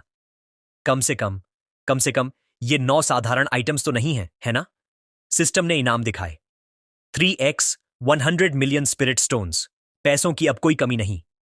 3 bottles super spirit gathering pills, 1 ton ice jade marrow, 2 सोड दाओ एपिफनी पिल्स, ज्ञान का भंडार, 1 लेजेंडरी निर्वाणा सूत्रा, महाशक्तिशाली मंत्र। सारे आइटम्स सिस्टम इन्वेंट्री में जमा हो गए। तभी एक और मैसेज पॉपअप हुआ। सिस्टम की स्क्रीन पर मैसेज चमका। 10 पुल के लिए पॉइंट्स कम हैं। क्या आप सिंगल ड्रॉ करना चाहेंगे? लिनबे ने तुरंत अपना सीना फुलाया और बड़े घमंड से बोला, सिंगल पुल? नामुमकिन। चमत्कार सिर्फ 10 पुल में होते हैं। कुत्ते भी सिंगल पुल नहीं करते। कुछ सेकंड का सन्नाटा छा गया। उसकी आंखें स्क्रीन पर गड्डीढ़ी थीं। आखिर में उसने एक अजीब सी खांसी खांसते हुए कहा, जो मैंने कहा उसे भूल जाओ, बस ड्रॉ कर दो। पॉइंट्स 500 से गिरकर 400 हो गए। Congratulations, you obtained 100 million spirit stones. लिनबे गुस्से में फट पड्ढा। लानत है। पर जब उसकी नजर पहले मिले हुए आइटम्स पर पड़ी, खासकर उस चमकते हुए प्राचीन मंत्र पर, तो वह थोड़ा शांत हुआ। चलो, कम से कम पिटी रिवॉर्ड इतना बुरा भी नहीं है। दोनों हाथों में गोलियों की बोतलें थामे उसकी एक्साइटमेंट वापस आ गई। ये वो पिल्स थीं जो बिना किसी शर्त के कल्टीवेशन से लेकर कॉम्बैट पावर तक सब कुछ बढ़ा सकती थीं। एक वन स्टॉप सर्विस। सिस्टम ने डिटेल्स दिखाई। सुपर स्पिरिट गैदरिंग पिल। इसे खाने के बाद बिना किसी साइड इफेक्ट के कल्टीवेशन बेस बढ़ाता है। सोड डाओ एपिफनी पिल। यह एक सोड डाओ आत्मज्ञान देता है जिससे यूजर की तलवारबाजी की समझ बढ़ जाती है। लिनबे मुस्कुराया। सिर्फ प्रोफाउंड स्कॉलर के लिए? यह तो जैसे मेरे लिए ही बनी है। उसे इस दुनिया का कल्टीवेशन सिस्टम याद आया। Profound scholar, profound practitioner, profound master, profound spirit, profound king, profound emperor, profound venerable, profound saint, profound sovereign, profound god. हर लेवल नॉन स्टेज में बंटा हुआ है। उसने एक कड़ी ढावी आह भरी। इस शरीर का असली मालिक वाकई कीचड़ का वो ढेला था जो दीवार पर कभी नहीं चिपका। पूरे परिवार का सपोर्ट होने के बाद भी वह सिर्फ एक मामूली प्रोफाउंड स्कॉलर था। अपने दांत भींचते हुए उसने सारी गोलियां एक साथ निगल लीं। अगर टैलेंट काफी नहीं है तो मैं गोलियों से इसकी भरपाई करूंगा। इतनी सारी पिल्स के बाद ऐसा हो ही नहीं सकता कि मेरा ब्रेक थ्रू ना हो। जैसे ही गोलियां उसके शरीर के अंदर गईं, उसके भीतर ऊर्जा का एक भयानक सैलाब उमड़ पद्धा। उसके हाथ से बोतल छूटकर फर्श पर चकनाचूर हो गई। लिन बे का शरीर कांपने लगा और उसकी रगों में ताकत दौड़ने लगी। मैं इसे महसूस कर सकता हूं। यह पावर, सोर्डो की समझ, ब्रेक थ्रू। उसका ऑरा अचानक फटफटा। उसने अपना हाथ आगे बढ़ाया और चिल्लाया, सोर्ड कम। कहीं दूर से एक तलवार हवा को चीरती हुई उसकी तरफ आई। पीछे से एक गुस्से वाली आवाज गूंजी, मेरी तलवार किसने चुराई? लिनबे ने उस उड्डाती हुई ब्लेड को बीच हवा में परफेक्ट तरीके से पकड़ डीएच लिया। जैसे ही उसकी उंगलियां मूठ पर कसीं, उसकी पूरी शख्सियत बदल गई। उसने तलवार को हल्का सा घुमाया और चमकती आंखों से बुदबुदाया, तो यह है सोर्ड डाओ। लिनबे ने अपनी पूरी ताकत जुटाई और पूरी शक्ति से वार किया। है! एक खौफनाक स्लैश आगे बढ़ा जिसने हवा को ऐसे चीर दिया जैसे पूरी दुनिया को दो हिस्सों में काट देगा। धमाका इतना जोरदार था कि उसके घर की छत उड़ गई। उड़ते हुए मलबे के बीच उसके पिता आसमान में गोल गोल घूमते हुए चिल्ला रहे थे, तेरी भलाई हो, मुझे अब यह तलवार नहीं चाहिए। अपनी नई ताकत का टेस्ट करने के बाद लिनबे पूरे आत्मविश्वास के साथ खड़ा हुआ और ऐलान किया, प्रोफाउंड प्रैक्टिशनर लेवल के नीचे मैं अजेय हूं और प्रोफाउंड मास्टर के खिलाफ भी मैं बराबरी की टक्कर दे सकता हूं। उसके चेहरे पर एक विजयी मुस्कान फैल गई। सोर्ड हार्ट हासिल कर लिया। तभी दूर से उसके पिता की गुस्से भरी आवाज आई, ओ बागी बेटे, आधी रात को घर तबाह कर दिया, जल्दी से एल्डर की तलवार वापस कर। लिनबे ने उन्हें इग्नोर किया और लापरवाही से तलवार वापस फेंक दी। जो भी हो, मैं अब प्रोफाउंड प्रैक्टिशनर लेवल पर पहुंच गया हूं। उसने खुद को दिलासा दिया कि अब सू म्योवी को सोर्ड डाउ सिखाने में उसे कोई प्रेशर महसूस नहीं होगा। तभी उसकी नजर अगले आइटम पर पड़ी, एक नीला पत्थर। Item name, ice jade marrow. Description, एक अत्यंत ठंडा खजाना जो इन्नेट कोल्ड एनर्जी को उत्तेजित करने में सक्षम है। लिनबे उसे उलझन में घूरने लगा, पर इसका इस्तेमाल क्या है? चाय के लिए बर्फ के टुकड़े या कुछ और? जब उसे कुछ समझ नहीं आया तो उसने कंधे उचका दिए। अभी इसका इस्तेमाल नहीं पता तो इसे संभाल कर रख लेता हूं, शायद अच्छी कीमत पर बिक जाए। फिर उसने आखिरी इनाम निकाला, वो रहस्यमयी किताब। अभी एक कल्टीवेशन मेथड बाकी था। जैसे ही उसने टाइटल पढ़ा, उसकी जुबान लड़खड़ा गई। यह तो रिजरेक्शन है। सिस्टम ने डिटेल्स दिखाई। आइटम नेम, निर्वाणा सूत्रा, प्राइमोर्डियल इमॉर्टल सूत्रा का निर्वाणा अध्याय। डिस्क्रिप्शन, इसे दूसरे मेथड्स के साथ भी कल्टीवेट किया जा सकता है। अगर कल्टीवेटर को कोई जानलेवा चोट लगती है और उसके पास पर्याप्त स्पिरिचुअल एनर्जी है तो वह निर्वाणा के जरिए दोबारा जीवित हो सकता है। लिनबे की आंखें फटी की फटी रह गईं। इसका मतलब, अगर मैंने यह स्किल सीख ली तो मेरे पास एक इनबिल्ट रिजरेक्शन पैसिव होगा। उसकी एक्साइटमेंट 7वें आसमान पर पहुंच गई। जब तक मेरा मानाबार फुल है, मैं मरकर भी जिंदा हो सकता हूं। ये स्किल तो मेरे लिए एकदम परफेक्ट है। वह पागलों की तरह हंसने लगा। सिर्फ इस एक मेथड ने ही उस 10 पुल की पूरी कीमत वसूल कर दी है। तभी उसने स्क्रीन चेक की। Destiny points balance 400। उसके अंदर का लालच फिर जाग उठा। मैं अभी भी 4 बार और ड्रॉ कर सकता हूं। पर उसने तुरंत खुद को मानसिक तौर पर एक थप्पड़ मारा। नहीं, मुझे खुद पर कंट्रोल रखना होगा। सिंगल पुल से कभी कुछ अच्छा नहीं निकलता। तभी उसे कुछ याद आया। सिस्टम, तुमने पहले कहा था कि डेस्टिनी पॉइंट से कुछ और भी किया जा सकता है ना? सिस्टम ने जवाब दिया। होस्ट प्रोफेसीज करने के लिए पॉइंट्स खर्च कर सकते हैं। इसकी कीमत टारगेट की किस्मत और होने वाली घटना के प्रभाव पर निर्भर करती है। अभी के मिशन को देखते हुए सू मेओवी के बारे में भविष्यवाणी करना बेहतर होगा।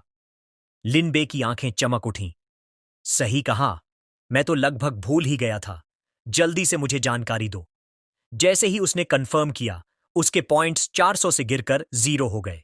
भविष्यवाणी शुरू हुई और उसके दिमाग में विजन्स की बाढ़ आ गई। सारी जानकारी प्रोसेस करने के बाद लिनबे को आखिरकार सब समझ आ गया। तो यह बात है, सू मियोवी के पास एक इनेट कोल्ड फिजिक है, पर जन्म के समय हुई मुश्किलों की वजह से उसका शरीर अधूरा रह गया है। भविष्य उसके सामने खुल गया। 22 साल की उम्र में उसकी कोल्ड एनर्जी बेकाबू होकर फट जाएगी, जिससे उसकी मौत पक्की है। भविष्यवाणी जारी रही। नॉर्मल डेवलपमेंट के हिसाब से कल यीन एक ऐसी स्पिरिट मेडिसिन लाएगा जो उस ठंडी ऊर्जा को दबा सके, और वह इसे सू फैमिली के सामने शादी का प्रस्ताव रखने के लिए इस्तेमाल करेगा। लिनबे का चेहरा गंभीर हो गया। अगर येन कामयाब हो गया और दोनों परिवार रिश्तेदारी में बंध गए, तो वह लिन परिवार को मिटाने में ज्यादा देर नहीं लगाएगा। उसने अपनी मुट्ठी भींची। तो मुझे किसी भी कीमत पर येन के इस प्रपोजल को फेल करना होगा। अचानक उसे एक आइडिया आया। उसने वो नीला पत्थर निकाला। सिस्टम, यह आइस जेड मैरो कहता है कि यह इन्नेट कोल्ड एनर्जी को उत्तेजित कर सकता है। क्या इसका मतलब यह मेओई की कमी को पूरी तरह ठीक कर सकता है? बिल्कुल होस्ट। लिनबे के चेहरे पर एक शातिर मुस्कान आ गई और उसके चारों ओर एक हल्की रेड ऑरा फैल गई। जब तक मैं यहां हूं, ये फैन, तुम कामयाब होने का सपना भी मत देखना। अगले दिन सू हावली में मेओई आंगन में तलवारबाजी का अभ्यास कर रही थी। पेट्रियार्क सू उसे गर्व से देख रहे थे और अपनी मुस्कान नहीं रोक पा रहे थे। जैसा कि मेरी बेटी से उम्मीद थी, तुमने सिर्फ एक रात में हेवन रैंक्ड सोर्ड डाओ के बेसिक्स सीख लिए। तभी लिन बे तालियां बजाते हुए वहां पहुंचा। मिस सू, आपका टैलेंट वाकई हैरान कर देने वाला है। उसने जमीन पर तलवार के निशानों को देखा। इस वार में तो अभी से सोर्ड इंटेंट की झलक दिख रही है। मेओई ने अपनी तलवार नीचे की। वह थोड़ी शर्मा गई थी। अगर आपका दिया हुआ वो मेथड ना होता, तो मैं सोर्ड इंटेंट की दहलीज को छू भी ना पाती। फेलो डॉइस्ट लिन, प्लीज बैठिए। जैसे ही लिन बे टेबल पर बैठा और उसे चाय सर्व करते हुए देखा, उसकी पीठ पर ठंडे पसीने छूटने लगे। मैंने एपिफनी पिल खाए बिना हेवन रैंक मेथड को समझ तक नहीं पाया था, पर इसने एक रात में बेसिक्स मास्टर कर लिए। उसने घबराहट में थूक निगला। वाकई, ये चाइल्ड ऑफ डेस्टिनी की औरत बनने के लायक है। शुक्र है मैंने इसे अपना दुश्मन नहीं बनाया। चाय का प्याला लेते हुए वह आखिरकार बोला, खलल डालने के लिए माफी चाहता हूं, पर मैं आज यहां 2 जरूरी बातों के लिए आया हूं। वह सीधा पॉइंट पर आया। मिस सू, आप यीन को अच्छी तरह जानती हैं, है ना? एक पल रुककर उसने जारी रखा। मैं सोच रहा था, क्या आप हमारा इंट्रोड्यूस करवा सकती हैं? जैसे ही यीन का नाम आया, मेओई हिचकिचाई। भाई यीन। लिनबे ने एक कॉन्फिडेंट मुस्कान के साथ सिर हिलाया। लिनबे का असली गेम प्लान अब शुरू हो चुका था। यीन और सुमेओई की शादी रोकने का सबसे बड़ा तरीका यही था कि मेओई के दिल में यीन की सफेद पोश इमेज को चकमा देकर उसकी असलियत सामने लाई जाए। लेकिन सुमेओई ने घबराते हुए सिर हिलाया। मुझे डर है कि यह मुमकिन नहीं होगा। भाई यीन के मन में तुम्हारी इमेज बहुत खराब है। मुझे फिक्र है कि वह तुम पर फिर से हमला न कर दे। बोलते बोलते वह अचानक रुक गई और लिनबे को फटी आंखों से देखने लगी। तुम मेरे ठीक सामने खड़े हो, फिर भी मैं तुम्हारी प्रेजेंस महसूस नहीं कर पा रही। यहां तक कि मैं तुम्हारा कल्टीवेशन बेस भी डिटेक्ट नहीं कर पा रही। उसकी आंखें फैल गईं। क्या तुमने पूरी तरह से सोर्ड इंटेंट को समझ लिया है और क्लियर सोर्ड हार्ट हासिल कर लिया है? मेओई गहरी सोच में डूब गई। भाई यीन खुद को जीनियस कहते हैं, पर उन्होंने सोड इंटेंट में सिर्फ मामूली सफलता हासिल की है। लिन बे के मुकाबले उनके पास सिर्फ कल्टीवेशन बेस का फायदा है, पर सोड डाउ रेल्म के मामले में तो वे इसके आसपास भी नहीं ठहरते। तभी लिन बे बड़े शांत अंदाज में बोला, लगता है यीन को मेरे बारे में बहुत गलत फहमियां थीं। असल में मैं बस आप दोनों के साथ सोड डाउ पर चर्चा करना चाहता था। सुमेओई ने धीरे से सिर हिलाया। एडवांस में क्लियर सोड हार्ट का अनुभव करना भाई यीन के ब्रेक थ्रू के लिए भी बहुत मददगार होगा। मैं किसी को उन्हें खबर देने के लिए भेजती हूं। मुझे यकीन है वे मना नहीं करेंगे। लिनबे ने मन ही मन सोचा, असली यादों के हिसाब से यीन कोई दरियादिल इंसान नहीं है। मेओई अभी यह नहीं देख पा रही, पर उसे उसकी असलियत दिखाकर ही इस शादी के प्रपोजल को जड़ से खत्म किया जा सकता है। थोड़ी हिचकिचाहट के बाद लिनबे ने बात जारी रखी, उस रात जो हुआ उसके बारे में एक और बात है। जैसे ही ये शब्द निकले, उस रात की यादें दोनों के दिमाग में ताजा हो गईं। लिनबे ने देखा कि मेओई के गाल तुरंत लाल हो गए। वह घबराते हुए धीरे से बोली, वह मामला, क्या वह पहले ही बीत नहीं चुका? लिनबे ने ज्यादा जोर नहीं दिया। इसके बजाय उसने एक छोटा बॉक्स निकाला और कहा, ग्रेट एल्डर ने हमारे खिलाफ जो साजिश रची थी, उस साचे का असर अभी भी तुम्हारे शरीर में बाकी है। अगर इसे साफ नहीं किया गया तो यह तुम्हारे भविष्य के कल्टीवेशन पर असर डालेगा। यह एंटीडोट उन टॉक्सिन्स को खत्म कर सकती है, पर इसके लिए किसी को साथ रहकर स्पिरिचुअल एनर्जी को मेरिडियंस के एक खास रास्ते पर गाइड करना होगा। उसने बॉक्स खोला जिसके अंदर एक चमकती हुई गोली थी। एंटीडोट पिल? मेओई ने हैरानी से पूछा। लिनबे मन ही मन मुस्कुराया। शुक्र है मैंने एक सुपर स्पिरिट गैदरिंग पिल बचाकर रखी थी। बचा हुआ जहर तो बस एक बहाना है ताकि फेवरेबिलिटी बढ़ाई जा सके। सब कुछ जिंदा बचने के लिए है। मेओई ने वो गोली ली और लिनबे को बड़ी कोमल नजरों से देखा। फेलो डाओइस्ट लिन वाकई एक सच्चे जेंटलमैन है। तो हाँ दोस्तों, अब ये वीडियो यहीं खत्म होती है। अगर आपको ये वीडियो सच में पसंद आई हो तो एक छोटी सी रिक्वेस्ट है, इस वीडियो को थोड़ा सा सपोर्ट कर देना ताकि ये ज्यादा से ज्यादा लोगों तक पहुंच सके। और हाँ, अपनी ऑनेस्ट राय जरूर देना कि आपको वीडियो कैसी लगी। कमेंट में लिखना मत भूलना। अगर वीडियो ने आपको एंटरटेन किया हो तो इसे हाइप करना मत भूलना, क्योंकि सच बताऊं तो मुझे भी ये वीडियो काफी पसंद आई। मैं इसका नेक्स्ट पार्ट बहुत जल्द लेकर आऊंगा, इसलिए चैनल को सब्सक्राइब करके बेल आइकॉन जरूर प्रेस कर लेना और स्टे ट्यून्ड रहना। आपका सपोर्ट ही मेरी सबसे बड़ी ताकत है। मिलते हैं अगली वीडियो में, तब तक के लिए बाय दोस्तों।